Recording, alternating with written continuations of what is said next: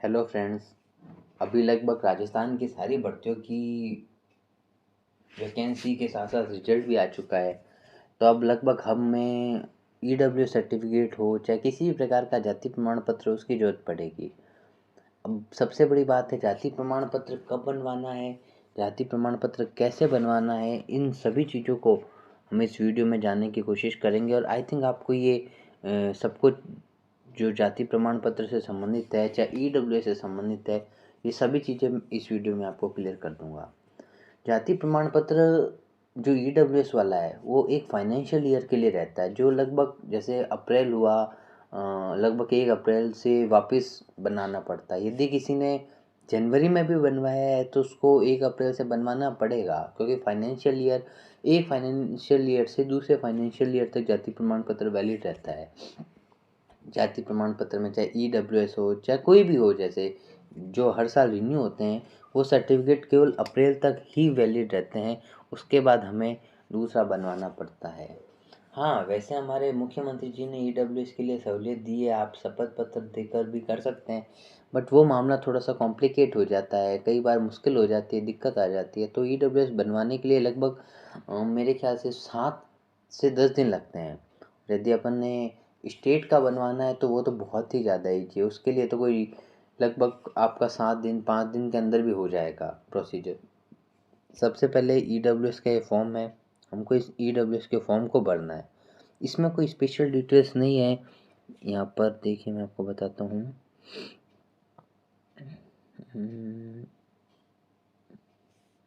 इसमें कोई special details भरने के लिए नहीं है। जैसे इसमें पूछा है आवेदक का पूरा नाम भरना है, आपको डेट ऑफ बर्थ भरनी है, जन्म का स्थान भरना है, आपको उम्र भरनी है, स्थायी निवास का पूर्ण पता भरना है। ठीक है, आवेदक का जो भी धर्म है, जाति है, उपजाति है, ये भरना है। यहाँ पर आपको फ़ोटो लगानी है। क्या राज्य सरकार या भारत सरकार, ये भारत सरकार के लिए भी है, आप राज्य सरकार के लिए भी बनवा सकते हैं। ये भारत सरकार वाला है, राज्य सरकार वाला भी हो सकता है।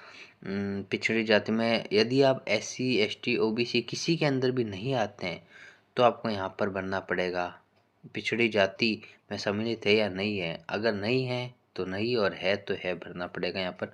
आवेदक के माता पिता का नाम भरना है, माता पिता की स्थिति भरनी है, राजकीय सेवाओं में है नहीं है ये आपको भरना पड़ेगा। यहाँ पर आपको अंतर्राष्ट्रीय संगठन के उदाहरण, ये चीज़ें भरनी पड़ेगी। इसके अलावा आप देखिए पब्लिक सेक्टर उपक्रम आदि के नियोजन, इसमें कोई इतना स्पेशल है नहीं। आप यहाँ पे पैरामिलिट्री मनी, व्यवसाय, कारोबार, उद्योग, ये चीज़ आपको भरनी पड़ेगी। आपके पास कितनी वार्षिक भूमि है, कितनी आवासीय भूमि है, आपकी कुल वार्षिक आय कितनी है, ये भरनी पड़ेगी। इधर आपको हस्ताक्षर करने पड़ेंगे, खुद के साइन, यहाँ पर स्थान और दिनांक भरनी पड़ेगी। अब आगे देखिए हल्का पटवारी की रिपोर्ट, ये सबसे महत्वपूर्ण चीज़ है, हल्का पटवारी की रिपोर्ट। इसके बिना हमारा ईडब्ल्यूएस बनना मुश्किल है। हल्का पटवारी की रिपोर्ट के लिए हमें हमारे क्षेत्र के पटवारी के पास जाना पड़ेगा, उन्हें बताना पड़ेगा। उसके लिए हमको डॉक्यूमेंट भी लेके जाने पड़ेंगे, जैसे हमारा मूल निवास हो गया, हमारी आईडी हो गई, माता पिताजी की आईडी हो गई। अगर आपके पास घर से संबंधित या ज़मीन से संबंधित कोई डॉक्यूमेंट है तो वो भी एक बार लेके जाना पड़ेगा। हालांकि वे मांगते तो नहीं हैं, बट फिर भी आपको ये चाहिएगा, जिससे कि कहीं आपको दिक्कत नहीं है। मूल निवास तो बहुत ज़्यादा ज़रूरी है, कि मूल निवास के बिना तो पटवारी जी कैसे आपको मतलब प्रॉपर वेरीफाई कर पाएंगे। आपका राशन कार्ड आप ले जा सकते हैं, ये चीज़ें आपको लेके जानी है। पटवारी की रिपोर्ट बनवानी है, इस काम को करवाना बहुत ज़्यादा महत्वपूर्ण है। पटवारी की रिपोर्ट वाला तो पहला इम्पोर्टेंट काम हो गया, पटवारी की रिपोर्ट। आगे ये एक शपथ पत्र है।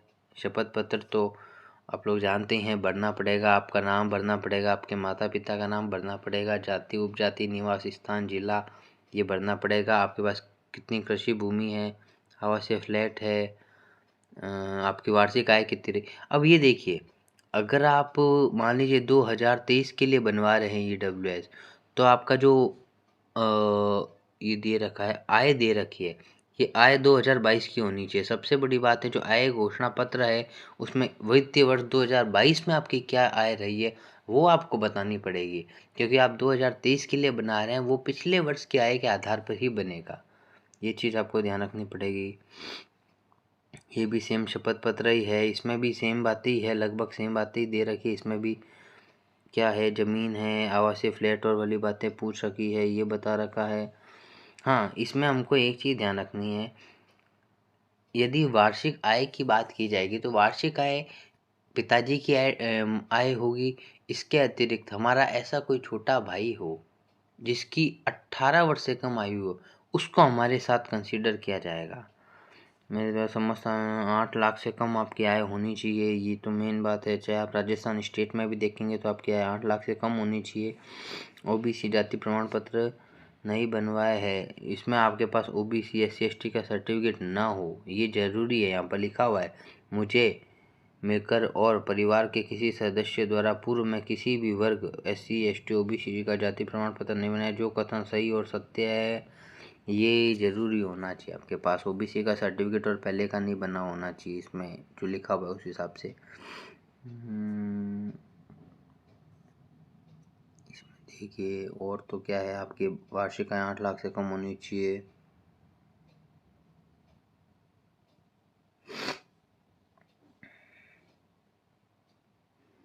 हाँ, ये रहा आय का घोषणा पत्र। यहाँ पर मेन है, आय का घोषणा पत्र हम किसके नाम से बनाएं, तो ये बात ध्यान रखना, आय का घोषणा पत्र पिताजी के नाम का बनेगा। यदि आपके पिताजी हैं तो पिताजी के नाम का बनेगा। यहाँ पर उनकी फ़ोटो लगेगी, यहाँ पर पिताजी का नाम, उनके पिताजी का नाम, वर्तमान पता, गांव, शहर और भरना पड़ेगा। यहाँ पर आपको परिवार का सदस्य, उनकी आय, मतलब पहले पिताजी का नाम भर देंगे, फिर उम्र भर देंगे, फिर मुखिया से संबंध वे स्वयं ही है तो भर देंगे, राय भर देंगे, यहाँ पर कुल आय भर देंगे। वित्तीय वर्ष आपको ध्यान रखना 2023 के लिए बनाना है, तो 2022 की जो आय है वो लिखी जाएगी, ये बात आपको ध्यान रखनी है। उसके अलावा आपको 2 उत्तरदायी व्यक्तियों के साइन कराने हैं, मतलब 2 रजिस्टर्ड ऑफिसरों के साइन करा सकते हैं। रजिस्टर्ड ऑफिसरों के साथ जहाँ तक मुझे पता है आप लोग पार्षद के भी साइन करा सकते हैं। एक जगह आप पार्षद के साइन करवा लीजिए। रजिस्टर्ड ऑफिसर मतलब कोई फर्स्ट ग्रेड टीचर हो गया, कोई प्रिंसिपल हो गया, कोई डॉक्टर हो गया, इनके साइन करा सकते हैं। पार्षद के साइन करा सकते हैं। जनप्रतिनिधि, उत्तरदायी व्यक्तियों में रजिस्टर्ड ऑफिसर, कर्मचारी या संवैधानिक पदधारी व्यक्ति को प्रमाणित होगा। मतलब संवैधानिक पदधारी व्यक्ति मतलब पार्षद भी हो सकता है। इसके अलावा हाँ, अगर आप केंद्र के लिए EWS बनवाना चाहते हैं तो इसके लिए आपको क्या करना पड़ेगा कि जो नगर निगम है, आपके क्षेत्र की जो नगर निगम है, ऊपर तक का तो प्रोसीजर आपको स्टेट के लिए करना है। यदि आप केंद्र के लिए बनाना चाह रहे हैं EWS तो नगर निगम से रिपोर्ट बनवानी पड़ेगी। नगर निगम से रिपोर्ट बनवाने के लिए आपको एक ये जो फॉर्म होगा इसकी एक कॉपी, इसके साथ सारे डॉक्यूमेंट अटैच करने पड़ेंगे। अटैच करके नगर निगम में ले जाने पड़ेंगे, वहाँ पर वो उसको वेरीफाई करेंगे। लगभग उसमें 5 से 7 दिन का समय लगेगा। तो यदि आप केंद्र के लिए बनवाना चाह रहे हैं तो लगभग आपको 15 दिन का समय लगेगा, और अगर आप स्टेट के लिए बनवाना चाह रहे हैं तो आपको लगभग लगेगा 7 दिन का समय। ये प्रोसीजर आप कर लेंगे। उसके बाद आपको लगभग 5 से 7 दिन आपका ऑनलाइन ई-मित्र पे अपलोड होगा। अपलोड होने के बाद आपको 5 से 7 दिन लगेंगे, आपका वेरीफाई हो जाएगा। 2-3 चरणों में वेरीफाई होगा और आपका EWS बन जाएगा। एक खास बात ये है, आपको यहाँ पर नोटरी भी करवानी पड़ेगी। यहाँ पर जैसे दे रखा ये रहा, ये हो गया नोटरी, इनको भी आपको नोटरी करानी पड़ेगी। नोटरी से दर्ज शुदा प्रमाणित आवश्यक रूप से हो, नोटरी करवानी पड़ेगी। आपको नोटरी करानी पड़ेगी, इंदराज करवाना पड़ेगा, ये चीज़ आपको करवानी पड़ेगी। नोटरी इंदराज होने के बाद ही ये मतलब आपका पूरा जो फॉर्म है वो तैयार होगा। तो वापस मैं आपको एक बार बता देता हूँ, आपको फॉर्म भर लेना है EWS के लिए। यहाँ पर मेन बात है, आपको हल्का पटवारी के साइन करवाने हैं। हल्का पटवारी के साइन करवाने के लिए आपको लगभग आपका मूल निवास, आपकी ID, माता पिताजी की ID, ये चीज़ें चाहिएगी। कोई डॉक्यूमेंट हो तो वो आपको ज़मीन से संबंधित चाहिए जिनसे वो इसे प्रमाणित कर सके। उसके बाद हमें 100 घोषणा पत्र भरने हैं, दोनों शपथ पत्र ये भरने हैं। इनको भर के और हमें नोटरी करानी है, इनको इंदराज करवाना है।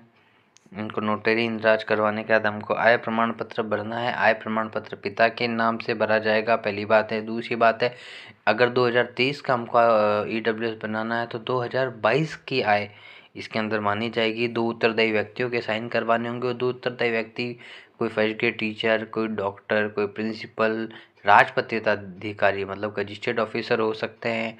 उसके अलावा लगभग हमारे वार्ड के पार्षद और भी इसको कर सकते हैं मतलब साइन।